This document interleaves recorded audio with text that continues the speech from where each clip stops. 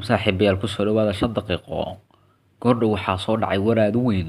kaasi oo tibaaxaya in gabadha la yiraahdo Habboon uu soo doonayo nin waalan isla markaasina aan miirkiisu taabahayn hadday markii ugu horreysay halka soo booqatay tahay fadlan ilaawina halka subscribe dhahdid sidii aan barnaamijyadii hore ku saadaalinaba gabadha Habboon waxaa soo doonaya ninkaasi oo lagu qasbi doono balse marnaba ma filaynin in nin waalan ama nin xanuunsanaya oo aan miirahaan taam ahayn uu soo dooni doono ama nin dhaadhaan ah oo aan nin dhamays ahayn uu marnaba soo dooni doono haddaba arrintani maxay ka dhigan tahay Habboonse ma aqbali doontaa arrintani waxay u muuqataa inay tahay bahdil lagu sameynayo Habboon maadaama ay tahay gabar wax soo baratay jaamacad dhamaysay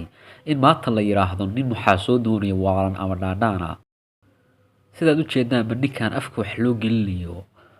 ayaa waxaa la tilmaamayaa ama baa la sheegayaa inuu soo doonay Habboon waa arrin cajiiba waa arrin u baahan in si dhow loola socdo dhankan u jeesato balse Habboon ma u muuqato inay noqon doonto mid arrintaasi aqbasha waxaana ay u badan tahay inay gaashaanka u daruuri doonto kuna gacan doonto dalabka uga iman doona islaanta la yiraahdo Amran ee ku aadan in ay aqbasho arrintani waxa ay muddo isku noqotay isla markaasina la yaabay dadkii taageeri jiray agtaradan